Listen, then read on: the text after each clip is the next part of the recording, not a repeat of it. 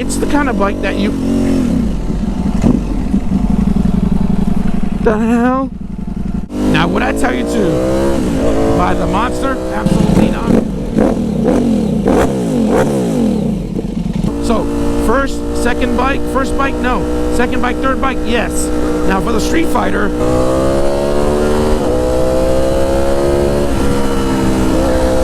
money work. There we go, boys. We're out and about, doing our damn thing. Let's get a quick start. I know you guys like that. The bike is hot, it's been running, so yeah, let's give it a listen.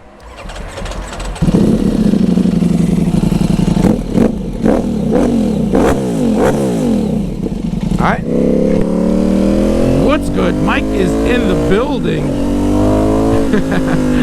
Welcome to another video, guys. If you're new here, hit that subscribe button and that notification bell. But more importantly, I'm gonna need you to smash that thumbs up, please. Help me ride that algorithm wave.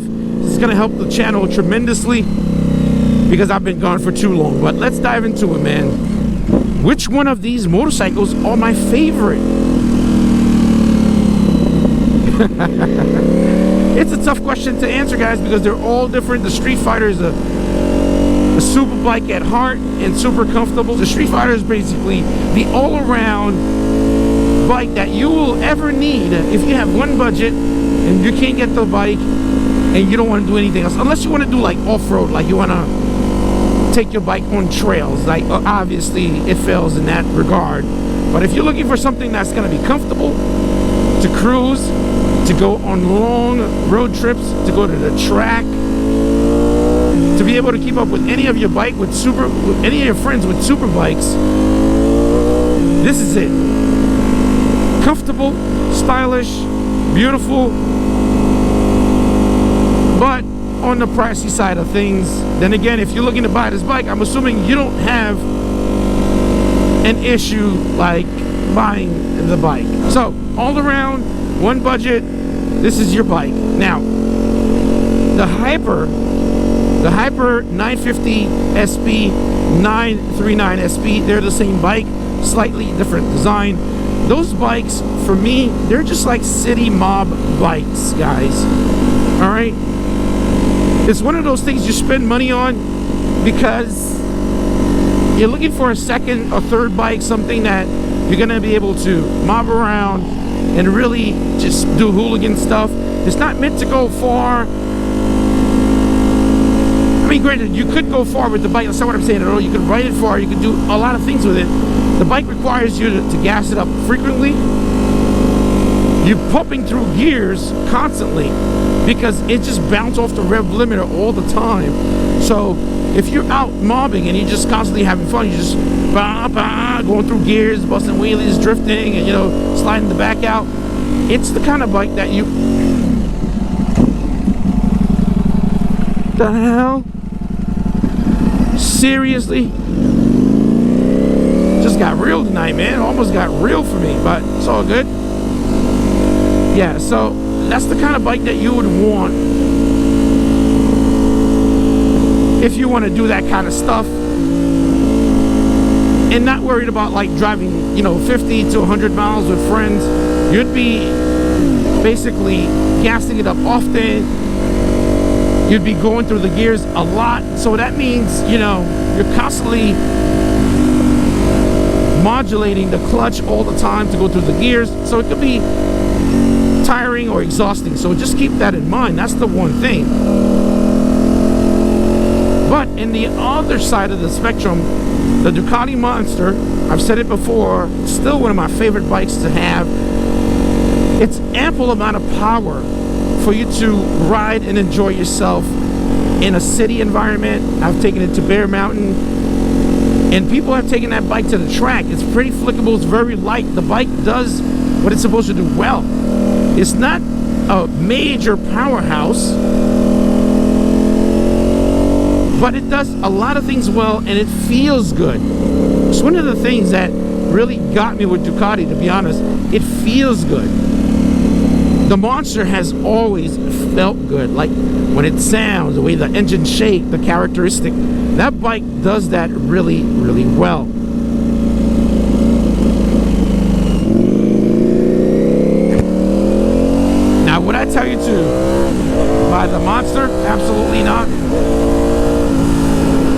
bike is pretty dated, in my opinion. I'd be a liar to tell you to go out by that bike. There's a lot of comparable bikes you can get that's going to be able to do somewhat similar. Will it have the same heart and soul? No. But we do have some options out there.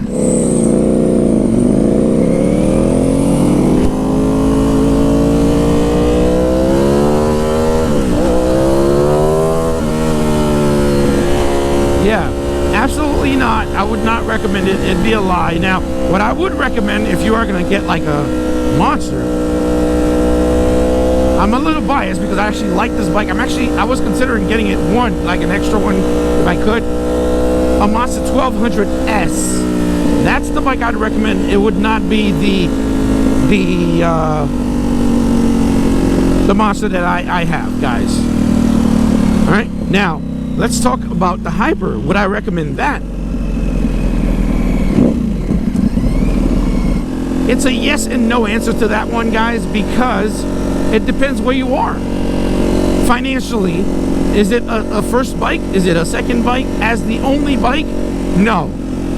As a second or third bike? Yes. But again, you have to remember, gassing it up often, switching the gears often. You know, it has riding modes, but it feels like to me, unless you're riding the bike on sport or something like that, or wet, the RPM just like whoop, whoop, whoop, whoop, kind of go through up so quickly. I mean, that's the heads up, really. You know, so first bike, no. Second bike, third bike, yes. Now for the Street Fighter, if you're looking at that bike, that means you already have the budget. That's a definite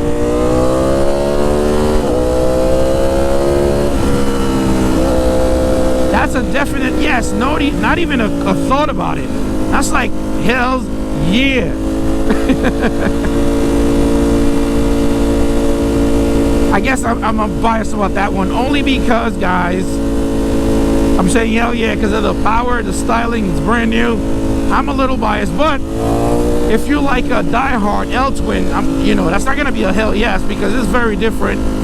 It takes a little bit of getting used to. I mean, style-wise, you know,